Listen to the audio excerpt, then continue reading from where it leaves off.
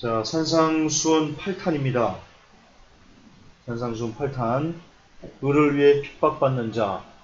오늘 산상수훈 마지막 회입니다. 어느덧 바쁘게 왔네요. 다음 주부터는 아마 제가 지금 그 성막을 아마 할까 생각 중인데요. 기도하면서 또 다른 결정을 해보겠습니다. 자, 오늘 마지막 유정임의를 잘 걸어봅시다. 자, 먼저 본문입니다. 마태복음 5장 10절이요. 같이 한 목소리 읽을까요? 복이 있나니 천국이 그들의 것이기 때문이다. 예, 우리 개역 한글에는 천국이 저희 것이며 라고 되어 있죠. 의를 위해 핍박을 받으면 천국을 갈 수 있습니다. 이 중에 천국 가고 싶다 손 들어보시죠. 지옥 가고 싶다 손 들어보시죠. 우리는 안 들지요. 근데 요즘 아이들은 손 듭니다. 요즘 아이들은 손 듭니다. 왜 지옥이 어때서 나 지옥 좋아 이럽니다. 미디어가 만들어낸 건데요. 천국 가는 방법이 너무 쉬워서요. 야, 어떻게 이렇게 쉽지? 라고 했을 정도의 방법이 있습니다. 주님이 알려주신 직접 방법입니다. 의를 위해서 핍박받으면 됩니다. 아주 간단합니다. 간단하죠? 왜 우리 다 10억씩 있잖아요? 그거 모르시는구나. 예전에 TV 볼 때. 자, 그러면 이 도대체 의가 뭔지? 그냥 핍박은 안 됩니다. 의를 위해서 핍박을 받아야 천국 갈 수 있습니다. 그래서 오늘 이제 의가 뭔지, 그리고 의 때문에 왜 핍박을 받는지, 의를 때문에 핍박하는 사람들은 누군지, 왜 핍박하는지, 그리고 핍박하는 사람들의 결과는 어떻게 되는지, 그리고 핍박을 받는 태도는 우리가 어떻게 해야 되는지, 이렇게 순차적으로 오늘 좀 원고 위주로 좀 풀어보겠습니다. 먼저 의. 언어에 디카이오시네라고 되어 있습니다. 우리가 그동안 많이 해왔던 단어죠. 디카이오시네. 이 정도 이제 외워지죠. 뜻은요, 하나님께 받아들여줄 수 있는 조건 하에서의 발음, 공정함, 올바름입니다. 자, 그냥 발음 안 됩니다. 그냥 공정한 안 됩니다. 불교인들 중에도, 천주교인들 중에도 공정하게 그리고 올바르게 살아가는 사람은 많습니다. 그 사람들 핍박 안 받습니다. 핍박을 받을 리가 없습니다. 왜냐? 그냥 발음, 그냥 공정한, 그냥 올바름이 아니기 때문입니다. 하나님께 받아들여줄 수 있는 조건 하에서의 올바른 공정입니다. 이게 키입니다. 그러므로 하나님 빼고 그냥 발음, 공정함은요, 오히려 이 시대에서요, 인정받습니다. 아, 저 사람 참 발라. 참 괜찮게 살아. 반듯하게, 공정하게 살아. 인정받죠? 그러나 거기에 하나님께 받아들여줄 수 있는 조건을 치면요, 정반대의 사건이 나오게 됩니다.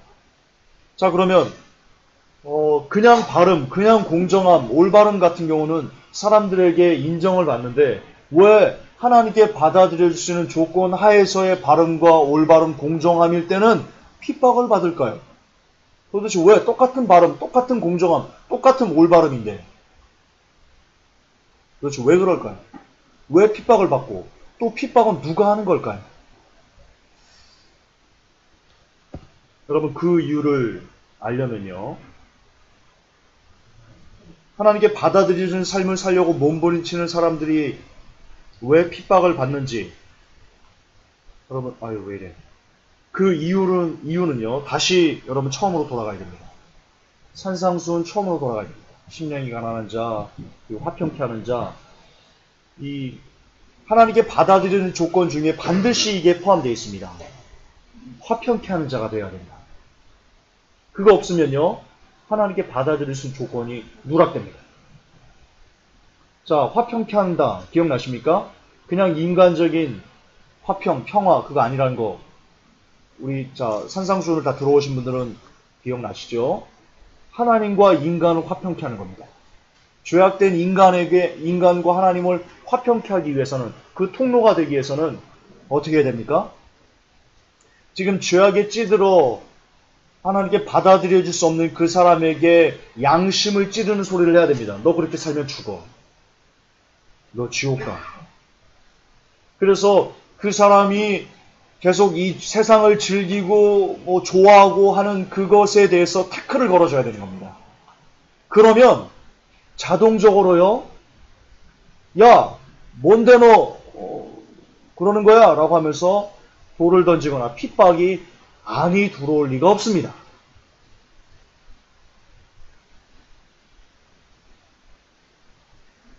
그렇습니다. 하나님께 받아들여진다는 그 조건은요, 여러분이 생명의 소리를 내야 된다는 것이 반드시 포함되어 있습니다. 생명의 소리를 내지 않는다면 여러분들은 절대로 하나님의 나라에 갈 수 없습니다.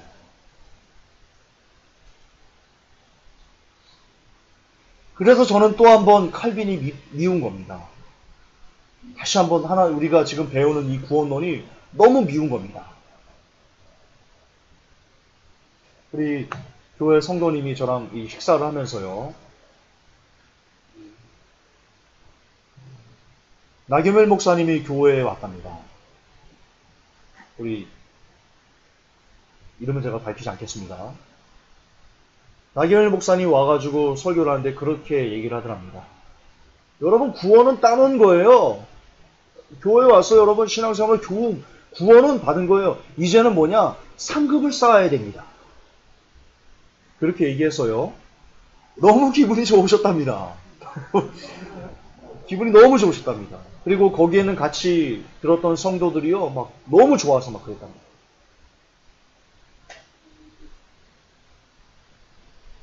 여러분, 그래도 나경일 목사님은요, 개혁적으로 많이 이렇게 알려진 그런 목사님입니다.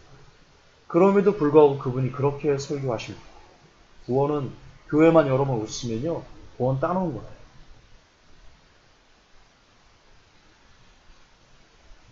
여러분, 그 말씀 아멘 하면요, 그 설교 듣고 아멘 하면요, 여러분 지옥 갑니다. 정말입니다. 지옥 갑니다. 왜냐? 그 말씀 듣고 아멘 하면 여러분이 생명의 소리를 내겠습니까? 여러분 핍박 안 받습니다. 전혀 안 받습니다. 핍박. 그러나 생명의 소리를 내지 않으면 하나님께 받아들여질 수 있는 의가 여러분 갖지를 못합니다. 의가 없습니다. 여러분에게 의가 생기지가 않습니다. 자의이 그런 거 말하는 거 아닙니다.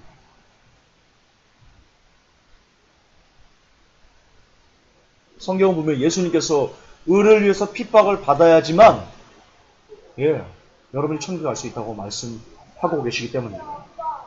따라서 우리는 의를 실천하는, 내 의가 아닙니다. 자기 의가 아닙니다. 행위구원 아닙니다. 하나님의 의를 우리가 실천하는 사람이 되어야만 합니다. 그게 크리스찬입니다. 그런데 그러면요, 하나님의 의를 실천하다 보면요, 반드시 부딪히게 되어 있습니다. 하나님의 의와는 전혀 다르게 살아가는 사람들과 우리의 부딪힘이요, 있어야만 합니다. 없다. 나 지금 잘 사는데? 예전에 동국대 강연에서 조영기 목사가 이렇게 얘기를 했습니다. 우리 집안에 불교 신자가 있습니다. 들어보신 분 계십니까? 불교 신자가 있습니다. 근데 우리 부딪히지 않아요. 기독교는 기독교 나름대로 구원의 원칙이 있는 거고, 불교는 불교 나름대로 구원의 원칙이 있는 거고, 서로 인정해야 돼요. 우리는 부딪히지 않아요. 그분이 그렇게 말씀하셨습니다. 집어 던져야 됩니다. 그것은 내가 하나님의 의를 실천하지 않고 살고 싶다라는 표현의 단적인 예입니다. 집안에 불교 신자가 있으면 부딪히는 게 정상입니다. 그래야만 합니다. 그래야만 합니다. 집안에 믿지 않은 사람이 있으면 부딪히는 것이 당연합니다. 그래야만 합니다. 집안에 베리칩을 모르는 사람이 있으면 부딪히는 게 당연한 겁니다. 마땅한 겁니다. 주님께서는요, 검을 주러 왔다 말씀하셨습니다. 그 생명을 살리고자 하는 거예요. 바른 진리 때문에 부딪힘이 없다는 것은요, 여러분들이 생명의 소리를 내지 않고 있다는 것과 마찬가지입니다. 핍박을 받는 이유. 여러분들이 생명의 소리를 내고 있기 때문입니다. 따라서 여러분이 핍박을 받지 않는다면 여러분들은 지금 생명의 소리를 내지 아니하고 살아가는 것입니다. 삶이 예수님을 믿으면서 아무런 어려움이 없습니까? 평안합니까? 그냥 매일의 삶이 그냥 룰루랄라 막 무슨 비대입니까? 그렇다면 여러분의 믿음은 지금 상당히 잘못되어 있는 거예요. 여러분은요, 천국에 가지 못할 가능성이 대단히 높은 사람입니다. 대단히 높은 사람입니다. 말씀이 입각해서 말씀드립니다. 대단히 높은 사람. 여러분 주위에는 다 예수님을 잘 믿고, 다 베리칩을 알고, 다 마지막 때를 알고, 다 한 번 구원, 영원한 구원이 아니라는 거 알고, 그런 사람들만 있습니까, 주위에? 아닐걸요? 아닐걸요? 근데 여러분의 삶이 괜찮다고요? 룰루 비디와 같은 삶이라고요? 잘못 사는 거예요. 절대로 잘못 사는 거예요. 여러분, 핍박을 받는다는 것은 내 영이 살아서 운동한다는 뜻과 동의합니다. 그러므로 핍박이 없다는 것은 내 영이 죽어서 지금 어둠에 있다는 뜻과 동의합니다. 여러분에게 도전하고 싶습니다. 묻고 싶습니다. 지금 여러분의 삶에 핍박이 있습니까? 자, 양심, 손을 들읍시다. 양심에, 이 가슴에, 심장에 손을 한번 대보십시오. 자, 손 들라고는 부끄러우니까요. 하나님이 보고 계십니다. 진지하게 손 들어 보십시오. 복음 때문에, 하나님의 의 때문에, 다른 사람들과 하나님을 화평케 하는 그 일을 지금 하기 때문에 여러분의 삶에 핍박이 오고 있습니까? 지금 여러분의 양심이 예라고 울림이 있다면 여러분들은 천국에 상당히 가까이 있는 사람입니다. 그러나 여러분의 양심의 소리가 진지하게 예라는 울림이 없이 그냥 밍밍하다면, 밍숭맹숭하다면 여러분들은 일단 1차적으로 거의 한 99.9%는 이 땅에 버림을 당할 것이다. 또한 나아가 구원조차 이루기 힘들 수 있는 상태일 것이다. 그렇게 진단할 수 있겠습니다. 굉장히 중요한 문제입니다. 내리셔야 됩니다. 내리셔야 됩니다. 이제 눈을 뜨셔야 됩니다. 양심에 손 얹고 주무시면 안 됩니다. 그걸 빌미 삼아 주무시면 안 됩니다. 내리셔야 됩니다. 굉장히 중요한 문제입니다. 자, 핍박의 의미는요, 현재 여러분이 하나님의 자녀라는 증거를, 여러분이 하나님의 자녀인지 아니면 내가 무늬만 크리스찬인지를 만천하에 드러낼 수 있는 그런 증거이지도 싶습니다. 너무나 많은 사람들이 교회만 다닌다는 이유로 내가 크리스찬이네, 내가 구원받았네, 그렇게 할렐루야 노래하고 있습니다. 그러나 거듭 반복하지만 여러분의 삶이 의 때문에 하나님의 의로 인한 그 의를 실천하기 위한 핍박이 그들의 삶에 존재하지 않는다면 하나님의 자녀일 수 없습니다. 오늘날 바울은 이렇게 얘기합니다. 갈라디아서 6장 17절에 이후로는 누구든지 나를 괴롭게 말라. 내가 내 몸에 예수의 스티그마를 가졌노라. 예, 사도 바울은 몸에 흔적을 가졌습니다. 예수 그리스도를 믿는다는, 내가 하나님의 자녀라는 흔적이 사도 바울에게 있었습니다. 그 흔적이 어떤 것이었습니까? 아시죠? 그 흔적 아시죠? 굶주리고 돌에 맞고 40에 하나 감한 매를 3번씩 맞고 여러 번 죽을 뻔하고 동족의 위험에, 강의 위험에, 그게 하나님의 자녀라는 흔적입니다. 오늘날은 하나님의 자녀라는 흔적을, 증거를 뭘로 나타내는 줄 아십니까? 내가 지질이 가난했습니다. 새벽 기도했습니다. 40일 철야했습니다. 주님이 시온의 대로를 열어주셨습니다. 이렇게 하나님의 큰 복을 받아서 내가 거부가 됐습니다. 나는 하나님의 자녀입니다.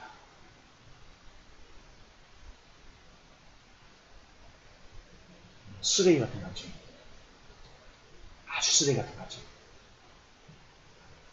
성경은 하나님의 자녀의 증거라는 것에서 흔적을 어떤 부나 안 됐던 것이 형통하게 된 것이나 그런 걸로 증거한 적이 단 한 번도 없습니다. 오히려 예수님 때문에 매맞고, 예수님 때문에 죽고, 예수님 때문에 옥에 갇히고, 예수님 때문에 유리하고, 예수님 때문에 방랑하게 되고, 예수님 때문에 집을 빼앗기고, 예수님 때문에 전토를 빼앗기고, 예수님 때문에 이것도 빼앗기고, 저것도 빼앗기고, 이것도 내 삶에서 없어지고, 사라지고, 그렇게 미만에 처하게 되는 것, 그것이 예수 그리스도를 믿는 증거다라고 성경은 이야기하고 있습니다. 그동안 여러분들이 배워왔던 예수님을 믿는다는 그 증거는 이교도적인 아주 사악한 가르침입니다. 그거 외에 성경에서 말하는 증거 외에 다른 증거를 가져서는 안 될 것입니다. 또 한 번 도전합니다. 여러분들은 사도 바울처럼 예수 그리스도를 믿는 흔적이 있으십니까? 지금 여러분의 삶 속에 없다면 회개하셔야 됩니다. 먼저 저부터 회개하셔야 됩니다. 천국 가려면 회개하셔야 됩니다. 천국 가려면 회개하셔야 됩니다. 자, 하나님의 자녀를 핍박한 사람들이 있습니다. 이제부터 제가 하나님의 의를 위해 살았던 사람들, 그리고 그들을 핍박했던 사람들의 모습을 성경을 통해서 보여드릴 것입니다. 그리고 그것을 통해서 핍박을 했던 사람들의 결과, 그리고 핍박을 받았던 사람들의 결말, 제가 두 가지를 대비해서 보여드릴 겁니다. 다소 충격적인 결론을 여러분들이 얻게 되실 겁니다. 자, 시드기야가 미가의 뺨을 칩니다. 그나 아나의 아들 시드기야가 가까이 와서 미가의 뺨을 치며 이르되 여호와의 영이 나를 떠나 어디로 말미암아 가서 내게 말씀하다니. 왕들이 전쟁에 나갈까 말까 그때 모든 선지자들 그리고 모든 대언자들이 거짓으로 얘기합니다. 왕이 나가서 승리할 것입니다. 그때 미가야만 왕은 승리하지 못합니다. 죽게 될 것입니다. 그렇게 얘기합니다. 거의 1대 99대 1이었습니다. 그때 이 시드기야가 미가의 뺨을 때리면서 핍박합니다. 옳은 말을 하는 하나님의 말씀에서 나온 그 미가의 뺨을 때리면서 대적합니다. 자, 결론은 제가 뒤에 알려드릴 겁니다. 자, 또 누가 핍박했냐? 예레미야 보면요. 예레미야를 그 방백들이 핍박합니다.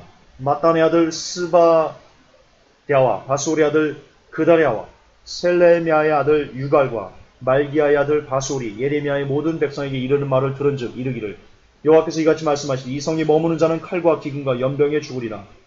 그러나 갈대아인에게 항복하는 자는 살리니 그의 생명이 노량물을 얻은 같이 살리라.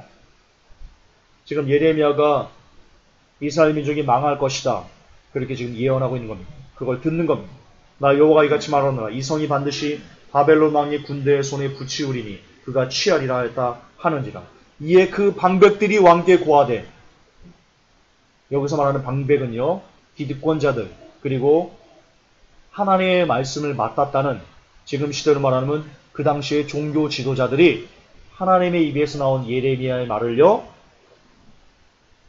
핍박하면서 그 예레미야를, 하나님의 말씀을 대언하는 예레미야를 핍박합니다. 왕께 고하되 이 사람이 백성의 평안을 구치 아니하고 해를 구하오니 청컨대 이 사람을 죽이소서. 그가 이같이 하여 이 성에 남은 군사의 손과 모든 백성의 손을 약하게 하나이다. 자, 예레미야를 누가 핍박합니까? 방백들, 기득권, 그 다음 종교 지도자들. 이게 왜 중요한지, 왜 제가 강조하는지 뒤에 가서 나옵니다. 기억해 놓으십시오. 자, 열왕기상 19장 2절에 이세벨이 사자를 엘리야에게 보내어 이르되 내가 내일 이맘때에는 정녕 내 생명으로 저 사람들 중 한 사람의 생명 같게 하리라. 아니하면 신들이 내게 벌 위에 벌을 내림이 마땅하니라 한지라. 이 사건 아시죠? 엘리야가 400명의 바알 선지자들과 싸워서 승리하고 그리고 바알 선지자들 다 죽여버립니다. 그 소식을 이세벨이 듣고는요, 복수하려고 합니다. 엘리야에게. 그러자 엘리야가 이세벨의 낯을 무서워해서 도망가 숨는 내용이 나오는 건데요. 이처럼 그 당시 기득권자가 하나님 이 의를 위해 사는 사람들을 핍박합니다. 베델리 제사장 아마샤가 아모스를 핍박합니다. 자, 이게 왜 중요한지요?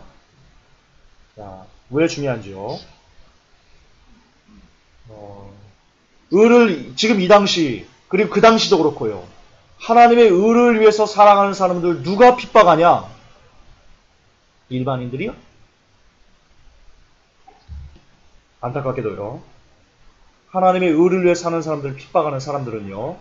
자칭 하나님의 이름으로 산다는 사람들 그리고 그 중에서도 수장들이 핍박하는 겁니다. 그게 역사입니다. 여러분 12제자가 그 당시 종교 지도자들에게 사도 바울 역시 그 당시 종교 지도자들에게 그리고 우리의 만왕의 구주이신 예수님 역시 여러분 백성들은 좋아했습니다. 백성들은 호산나 다윗의 이름으로 오시는 이유 하면서요. 아주 너무나 좋아했습니다. 들떠 있었습니다. 근데 그 당시 종교 지도자들, 유대인들, 바리새인들, 자칭 하나님의 어떤 말씀을 한다는 대제사장 이런 사람들이 예수님을 죽였습니다. 또한 그들이 백성을 충동질해서 예수님을 십자가에 못 박도록 인도했던 이들도 따라서 예수님을 죽인 원흉은 그 당시 종교 지도자들, 하나님의 이름으로 산다는 지금도 마찬가지입니다. 지금도 이 당시 예수님을 죽이는 자는 성도가 아닙니다. 지금 이 시대에도 예수님을 죽이는 자들은 목사들입니다. 제가 그걸 말씀드리고 싶습니다. 지금 이 당시 누가 의를 핍박하냐? 하나님의 의를 누가 핍박하냐? 바로 목사가 핍박한다는 겁니다. 지금이 그런 시대라는 겁니다. 제 요지가 그겁니다. 목사가 여러분을 죽이는 시대입니다.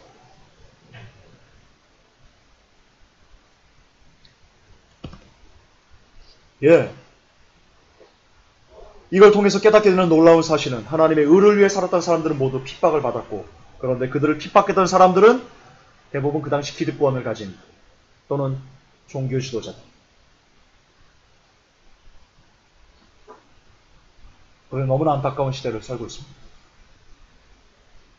영혼을 구원하고 잘못된 길로 가는 어떤 성도들을 이끌어서 하나님의 나라로 데리고 가야 될 그 책임을 부여받은 그 사명을 부여받은 목회자들을 이제는 도리어 하나님 말씀대로 살아가려고 하는 사람들을 핍박하는 그런 시대를 우리는 살고 있습니다. 그렇기 때문에 우리는 이 시대를 이렇게 이야기합니다. 교회 시대가 끝난 시대다. 예, 그렇게 우리가 정리를 해줄 수 있겠습니다. 뒤에 나오는지 모르겠는데요. 뒤에 나오네요. 자, 그러면 누가 핍박을 받았나?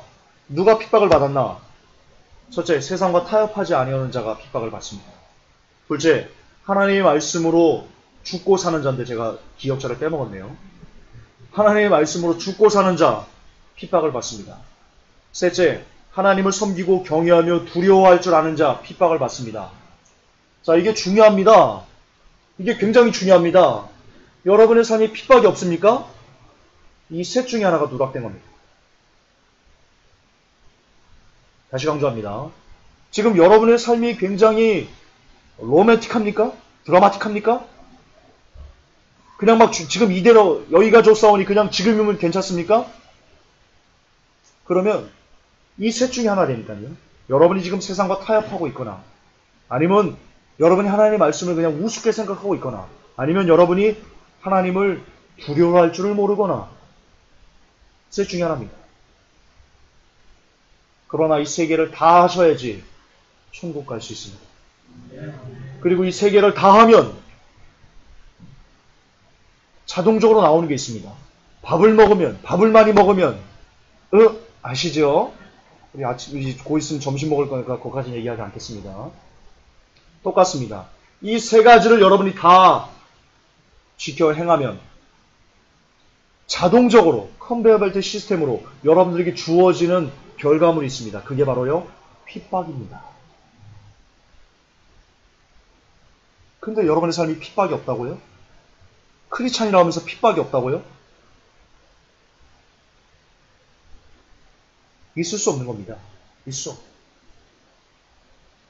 여러분 등대 아시죠? 제가 여러 번 설교할 때 인용을 했는데 등대가 어쩔 때 가장 큰 빛을 발합니까? 아주 깜깜할 때. 새벽별이 왜 밝은지 아십니까? 가장 깜깜한 시기이기 때문에. 별은 똑같습니다. 별의 밝기는요, 달라지지 않습니다. 별이 어느 순간, 내가 지금 조금 밝아야 되겠다 하면서 밝게 했다가, 이제 나 좀 쉬어야 되겠다. 그런 거 아닙니다. 그런데 우리 눈에는 별이 밝았다가, 아니면 흐렸다가, 그렇게 보여집니다. 별은 그대로입니다. 그런데 그 주위가 칠흑같이 어두웠다가, 아니면 밝았다가, 그 차이입니다. 무슨 말이냐? 가장 어두울 때 그 어둠 때문에 밝은 빛이 보이듯이 마찬가지로 크리스찬이 빛을 내기 시작합니다. 정말 예수 그리스도를 믿고. 근데 그 빛이 언제 뚜렷하게 보이냐?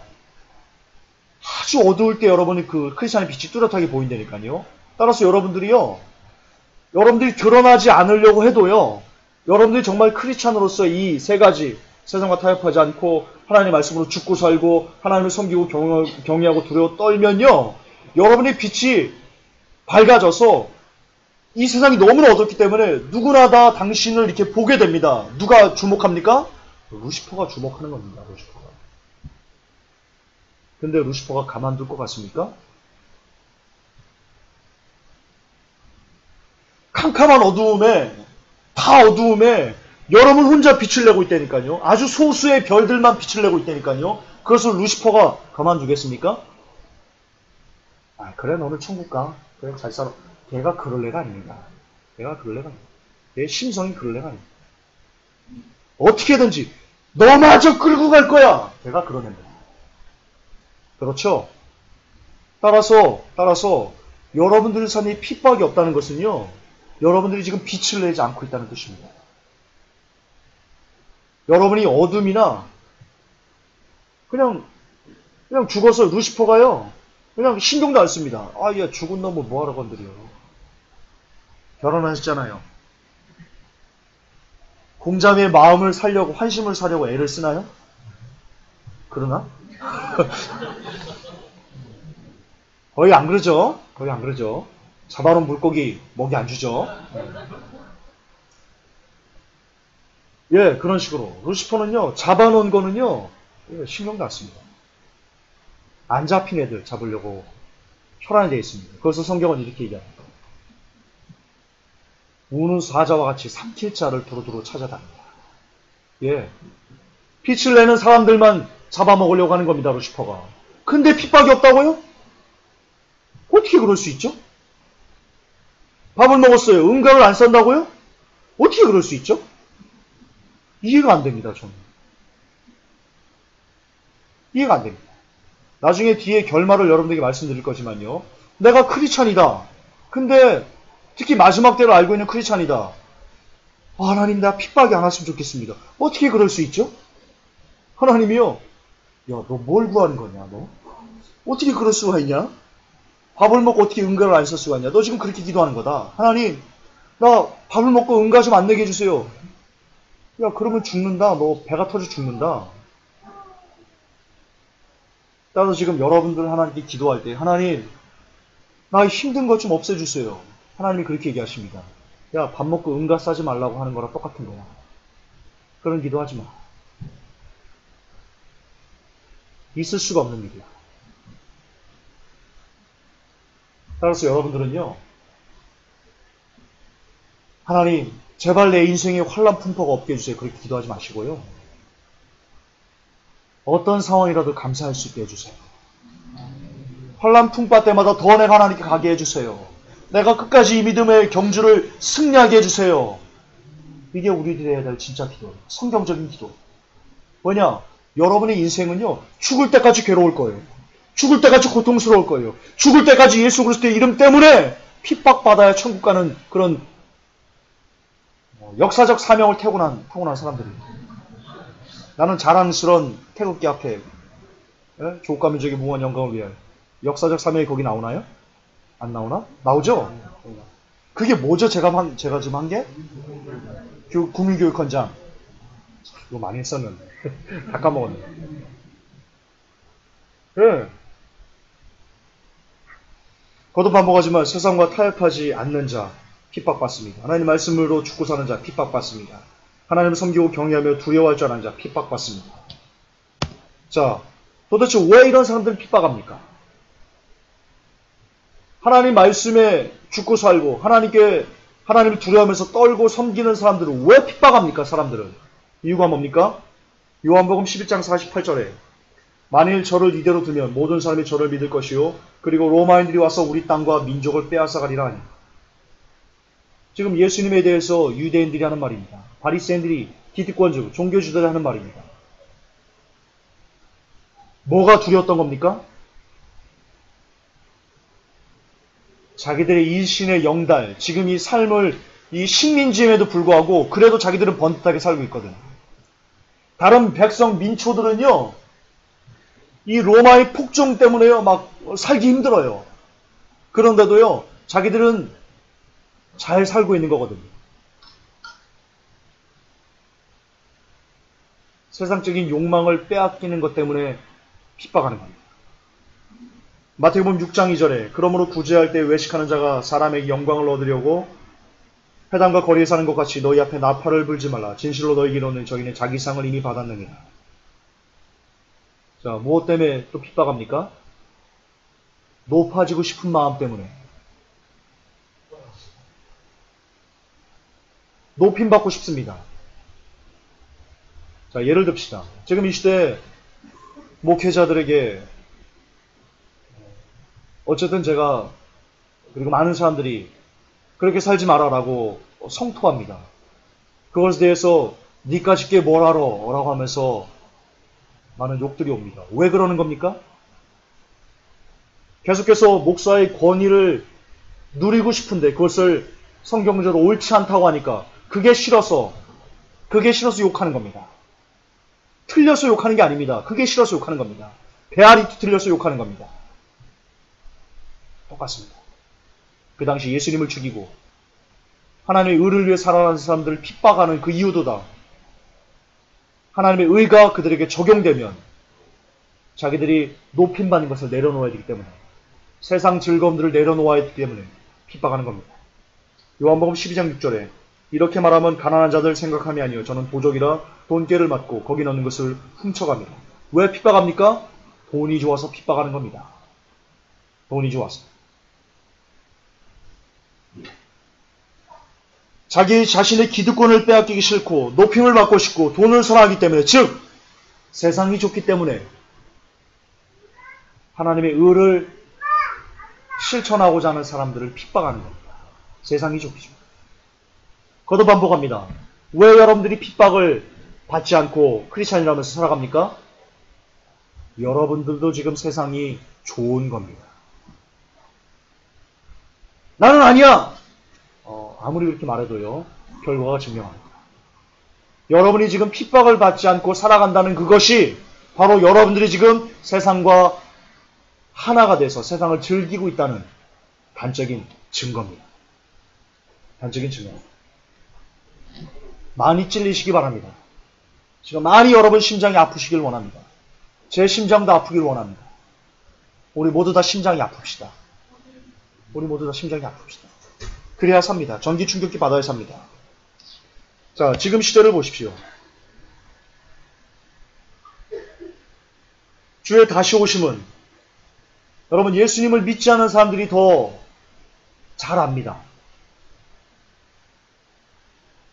그렇지 않습니까? 여러분 전도에 보시면 예수 믿는 사람들, 특히 목회자들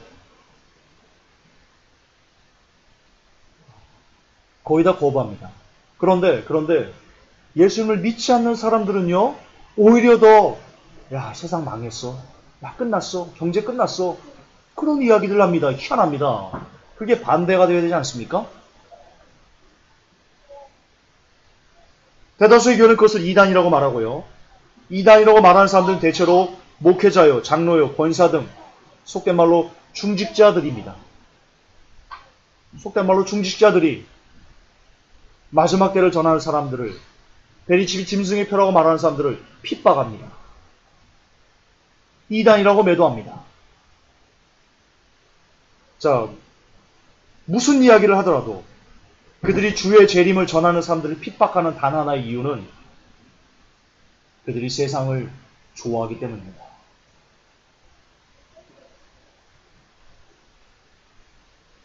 그거 왜 찾을 수 없습니다. 여러분 주위에 김준사, 내가 어떤 목사님한테 이걸 전했는데 그 목사님 목회만 30년 하시고 그랬는데 막 이단이라고 하대? 목회 30년 하셨어도요.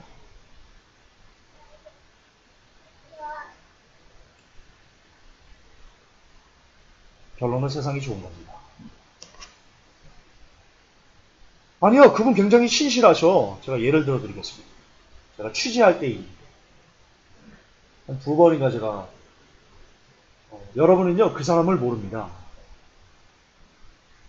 여러분 부부도 서로를 모릅니다. 부부도 모릅니다. 우리 조철 시다님 가정 한 20년 사셨죠? 서로를 잘 아신다고 생각하십니까? 아, 모른답니다. 자, 오늘 증인이 여기 있습니다. 증인. 여러분 부부도 모릅니다. 근데 하물며 김준사 그 목사님 신실하신데?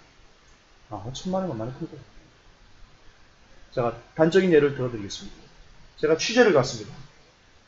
어떤 모 교회 안수 집사였고, 그리고 의사였습니다. 제가 인터뷰를 하면서요, 눈물이 났습니다. 너무 신실하시고, 하는 말들이요, 야, 어떻게 이 시대에 이런 크리스찬이 있나? 어떻게 그 교회에서 이런 분이 나올 수 있지? 사랑의 교회거든요. 아니, 어떻게 그 교회에서 이런 분이 나올 수 있지? 아니, 사랑의 교회는요, 칼빈주의거든요. 옥하는 목사님이 극단적인 칼빈주의 제자훈련을 통해서 한복원 영원한 권을 이 시대 한국교회에 뿌려놓은 장본인이거든요. 저는 옥하는 목사님 많이 싫어합니다. 제자훈련을 많이 싫어합니다. 어쨌든. 제가 참 놀랐습니다. 그걸 평소에 그런 가치관을 갖고 계시기 때문에. 어쨌든 제가 기사를요, 정말 멋들어지게 썼습니다. 아마 지금도 인터넷에 그게 있을 건데요.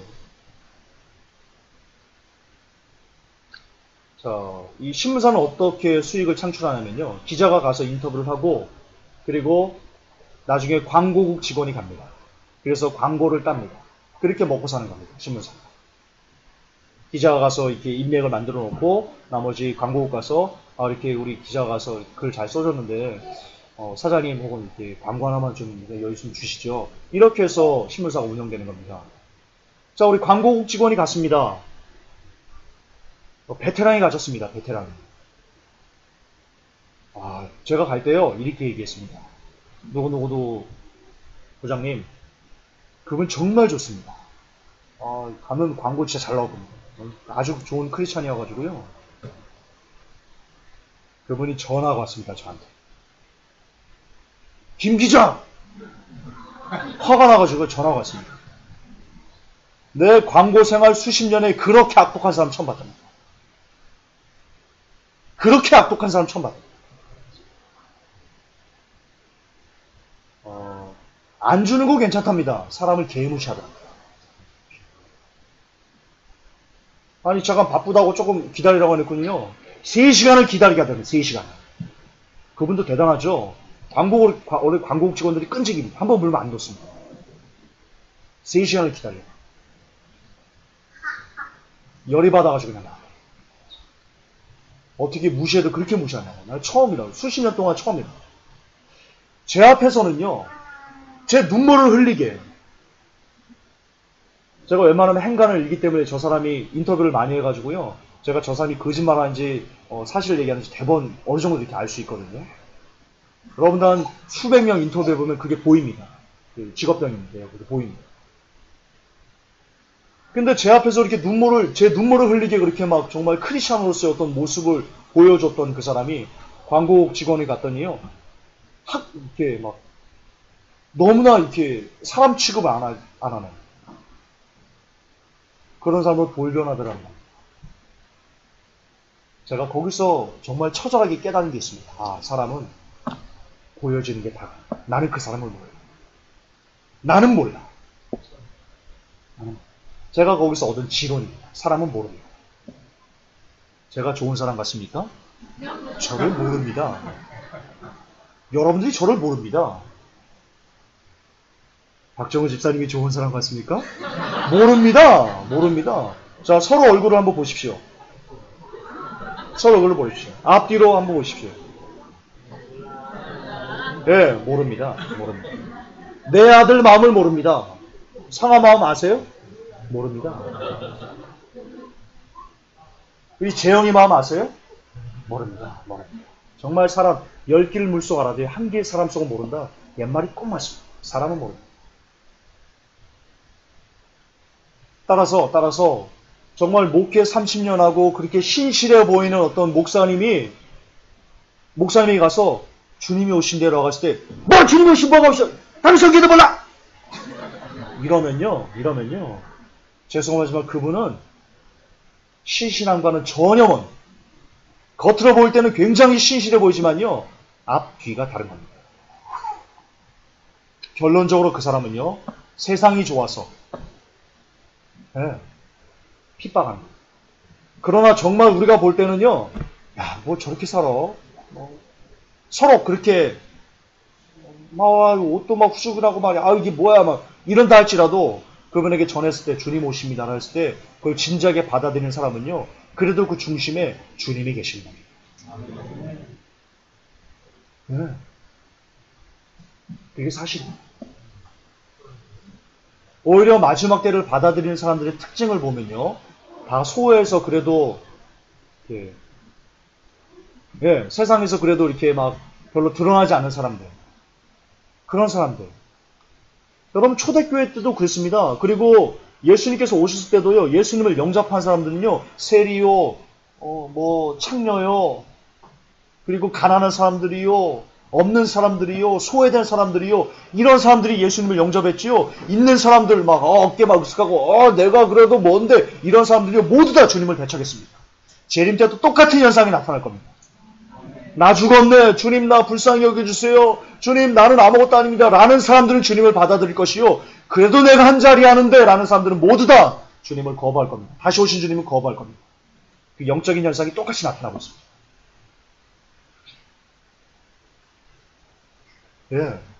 세상이 좋기 때문에 아무리 그럴싸한 이유를 붙인다 해도 세상이 좋아서 주님의 다시 오심을 거부하는 겁니다. 자, 왜 핍박을 받습니까? 잠잠하면 핍박 없습니다. 소리 없으면 핍박 없습니다. 그러나 그럴 수 없습니다. 나팔수는 소리를 내야만 하기 때문입니다. 용각사는 소리가 나지 않습니다. 크리스천은 소리가 나지 않습니다 라고 하면 안 되고요. 나팔수는 반드시 소리를 내야 됩니다. 여러분이 나팔을 불었습니다. 나팔이 소리 안 납니다. 갖다 버리실 겁니다. 하나님도 똑같습니다. 여러분 한 사람 한 사람을 이 시대에 나팔수로 하나님이 세우셨습니다.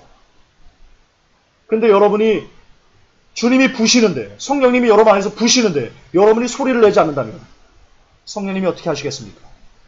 나팔수를 갈아엎는 겁니다. 내버리는 겁니다. 똑같은 원리입니다. 똑같은 원리. 따라서 진짜 살아있다면 핍박은요, 너무나 당연한 것입니다. 자, 이제 핍박을 가한 자들의 결말을 여러분 보여드리겠습니다. 사도행전 1장 18절에 이 사람이 불의의 삭스로 밭을 사고 후에 몸이 곤두박질하여 배가 터져 창자가 다 흘러나온지라. 유다에게 한 겁니다. 가룟 유다. 예수님을 팔아먹었습니다. 예수님을 핍박했습니다. 결론이 어떻겠습니까? 자살했습니다. 몸이 곤두박질해서요. 창자가 흘러나왔습니다. 사울을 보십시오. 다윗을 핍박했습니다. 하나님의 사람을 핍박했습니다. 무엇 때문에요? 자신의 권력을 쟁취하기 위해서, 끝까지 이것을 유지하기 위해서 하나님의 사람을 핍박했습니다. 어떻게 됐습니까? 자살했습니다. 그 말로가 비참합니다. 다니엘 6장 24절에 왕이 명을 내려 다니엘을 참수한 사람들을 끌어오게 하고 그들을 저 처자와 함께 사자굴에 던져넣게 하였더니 그들이 굴 밑에 닿기 전에 사자가 곧 그들을 움켜서 그 뼈까지도 부서뜨렸느니라. 의로운 다니엘을 핍박했던 사람들 사자밥이 됐습니다. 그 혼자만 사자밥이 된 게 아니고요. 그 처자까지 모두 다, 처자가 무슨 죄가 있습니까? 근데 같이 사자밥이 됐습니다. 그의 죄로 인해서. 이사야 47장 11절에 재앙이 내게 임하리라. 그러나 내가 그 근본을 알지 못할 것이며 손해가 내게 이르리라. 그러나 이를 물리칠 능이 없을 것이며 파멸이 오리는 내게 임하리라. 그러나 내가 헤아리지 못할 것이니라. 자, 시간이 별로 없어서요. 그냥 다 갔습니다. 핍박한 자들의 결말 끝은요. 다 지옥입니다. 자, 이게 여러분 시사하는 바가 큽니다. 시사하는 바가 큽니다. 지금 이 시대 주의 다시 오심이 지난주 금요일날 설교 기억나시죠? 마지막 외침은 예언서였다. 아마도 그 설교 듣고 오늘 많이 사람들이 온 것 같은데요. 이제 뭔가 이루어지는 것이 눈에 보이니까 찾아오신 것 같은데요.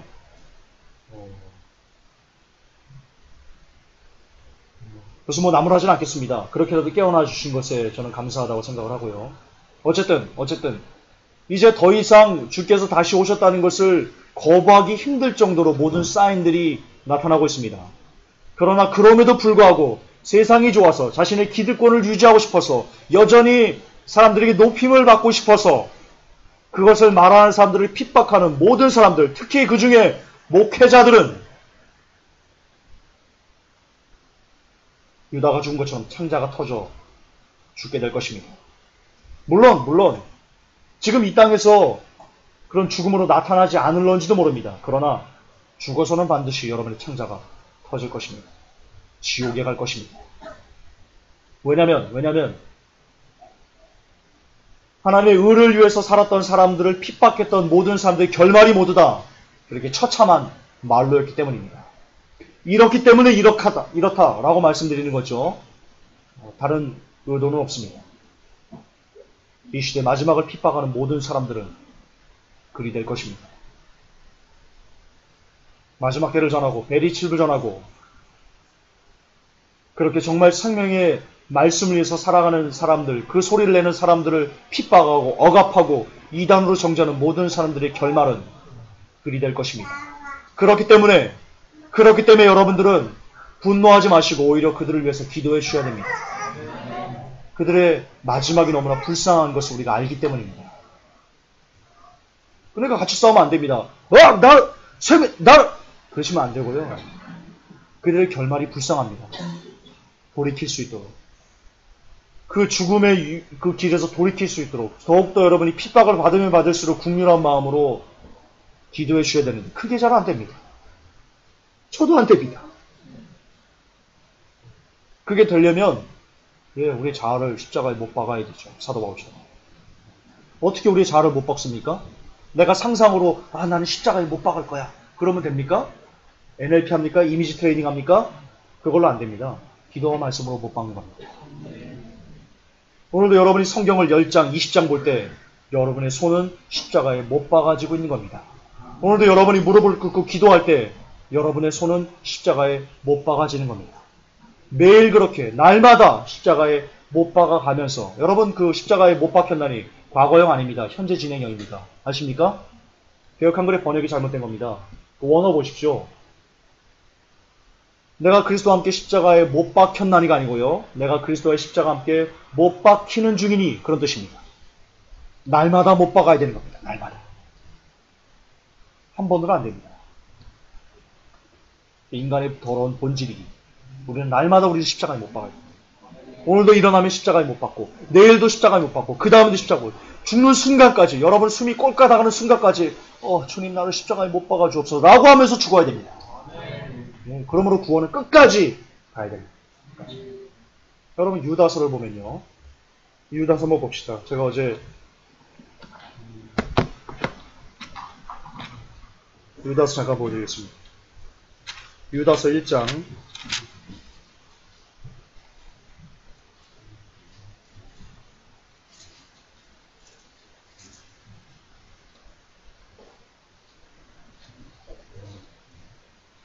자 21절입니다. 20절부터 유다서 1장 20절부터 21절까지 그러나 사랑하는 자들아 너희는 너희의 지극히 거룩한 믿음 위에 너희 자신을 세우며 성령님 안에서 기도하고 21절 중요합니다. 하나님의 사랑 안에서 너희 자신을 지키며 영원한 생명에 이르도록 우리 주 예수 그리스도의 긍휼을 기다리라. 영원한 생명에 이르도록 기다리는 겁니다. 한 번에 믿음이 구원이 확 끝나버린다고요? 그러면 유다서는 찢어버려야 되겠네요.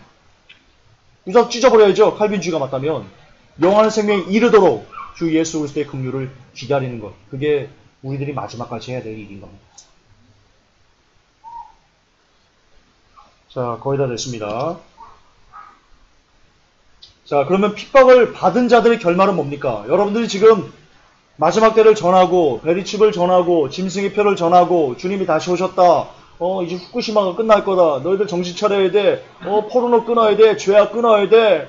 이 구원을 위해서 여러분 그 쟁투에 투쟁해야 됩니다. 그렇게 살면 안 됩니다. 예수 그리스도의 이름을 이용해서 벤치 사면 안 됩니다. 그렇게 지금 소리를 내고 있습니다. 그러면서 핍박을 받고 있습니다. 그 결말이 뭔지 아십니까? 결말은 이겁니다. 함께 읽겠습니다. 내가 나의 인내의 말씀을 지켰은즉 내가 또한 너를 지키어 시험의 때를 면하게 하리니 이는 장차 온 세상이 임하여 땅에 거하는 자들을 시험할 때다. 그렇습니다. 휴거의 영광이 여러분에게 주어질 것입니다. 예. 지금 이 시대 핍박을 자처하는 사람 조금만 기다리십시오. 휴거의 영광이 여러분에게 주어질 것입니다. 그러나 두려워하십시오. 핍박을 두려워해서 소리를 내지 않는 사람 대환란의 끔찍함이 여러분을 기다리고 있을 것입니다. 기억하십시오. 잊으시면 안 됩니다. 장밋빛 미래만 보시면 안 됩니다. 아직 기회가 있을 때 복음을 전하다 핍박받고 하나님의 부름을 받으시기 바랍니다. 자, 끝입니다. 핍박을 대하는 태도.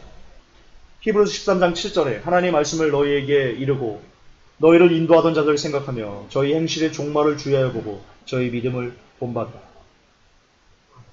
히브리서 기자가 얘기합니다. 그들의 행실, 우리 믿음의 선조들의 행실을 본받으랍니다. 그들의 종말을 주의해서 보고 그들의 종말이 뭡니까? 하나님에게 부름을 받았습니다. 그걸 본받으라고 합니다. 그러므로 예수도 자기 피로써 백성을 거룩히 하려고 성문 밖에서 고난을 받으셨느니라. 그런즉 우리는 그 능력을 지고 영문 밖으로 그에게 나아가자. 예, 핍박의 자리로 스스로 나아가라고 히브리서 기자는 이야기하고 있습니다. 베드로전서 4장 12절 16절에 사랑하는 자들아 너희를 실현하려고 오는 불시험을 이상한 일 당하는 것 같이 이상히 여기지 말고 오직 너희가 그리스도의 고난에 참여하는 것으로 즐거워하라. 할렐루야. 그리스도의 고난에 참여하는 즐거움을 누리라고 베드로 사도가 이야기하고 있습니다. 여러분 그렇습니다. 그리스도인이란 핍박을 받으려고 태어난 이름입니다. 다시 강조합니다. 우리 캐치프레이즈로 이것을 걸어도 괜찮을 것 같습니다. 그리스도인이란 핍박을 받으려고 태어난 이름입니다. 그리스도인이란 그리스도의 이름을 이용해서 예수의 이름을 이용해서 배를 불리려고 있는 이름이 아니고 그리스도의 이름을 이용해서 병따이나 고치려고 있는 이름이 아니고 그리스도의 이름을 이용해서 내 명예나 영달이나 야망을 성취하려고 있는 것도 아니고 그리스도의 이름을 이용해서 좋은 배우자 만나려고 하는 것도 아니고 좋은 대학 들어가려고 하는 것도 아니고 이 땅에서 잘 먹고 잘 살려고 그렇게 예수 그리스도의 이름을 잇는 게 아니고 그리스도인이란 오직 예수님의 이름 때문에 핍박받으려고 태어난 단 하나의 이름인 것입니다. 그 진리가 여러분 가슴에 새겨지길 원합니다. 따라서 여러분이 그리스도인이 됐다는 것은 그냥 나 죽었네 복창하는 길이라고 생각하시면 됩니다. 우리가 처음부터 그렇게 배웠어야 됩니다. 처음부터 그랬어야지. 너무나 많이 돌아왔습니다. 지금은 예수 그리스도의 이름을 이용해서 뭔가를 누리는 것이 복음이라고, 그게 진짜 좋은 믿음이라고 가르쳐지는 시대에, 이런 세태에 우리가 살고 있습니다. 와도 너무나 많이 왔습니다. 그것을 다시 우리의 발길을 돌려서 되돌아가는 것이 그렇게 쉽지만은 않을 것입니다. 그러나 해내셔야 됩니다.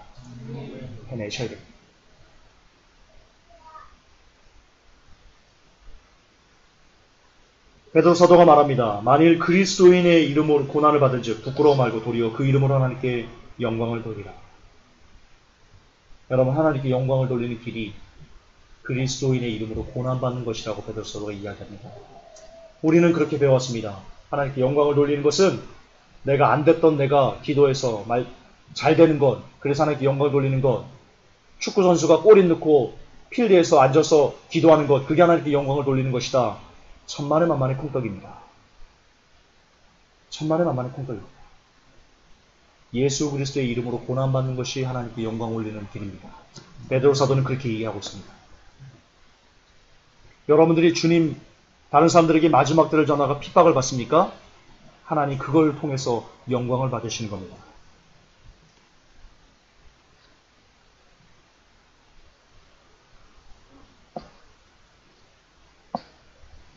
마지막 영상을 여러분에게 보여드리고 마무리하겠습니다. 그리스도인, 하나님의 영광을 위해 살았던 사람들, 예수 그리스도라는 이름을 갖고 살았던 사람들의 삶이 이랬습니다.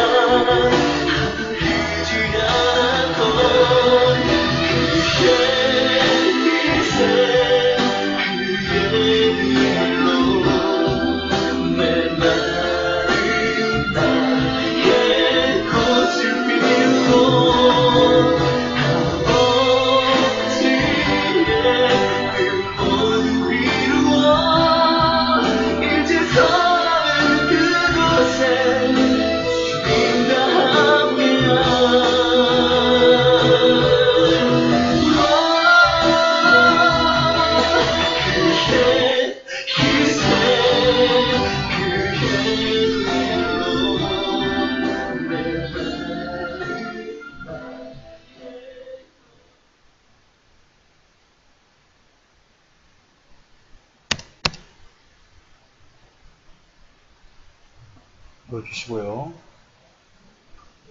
지금 보신 것이 그리스도인이 가야 되는 길입니다. 우리는 이것을 위해서 부름받은 존재입니다. 거듭납합니다. 제발 번영신학에서 돌아서시기 바랍니다. 예수 그리스도 이름으로 호주머니를 터는 사람들에게서 돌아서시기 바랍니다.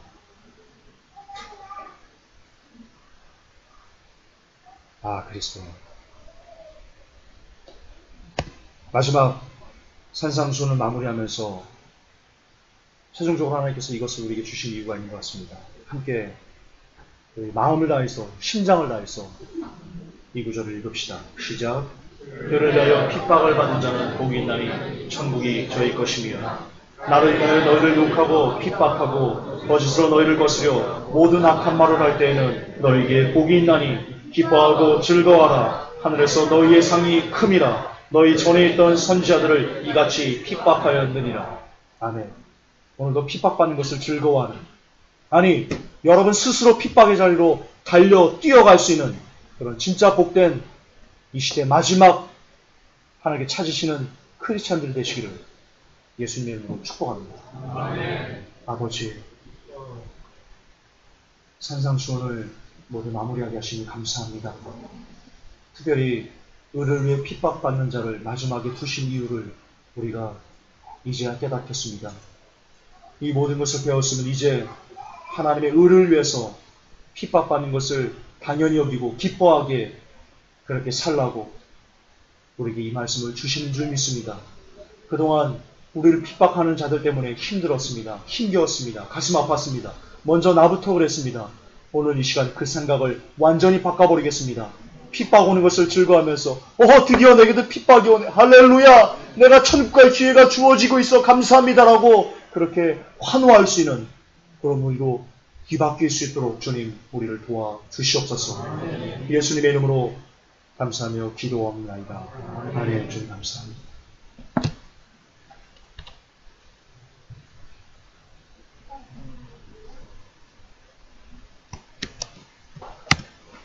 이거 뭐지?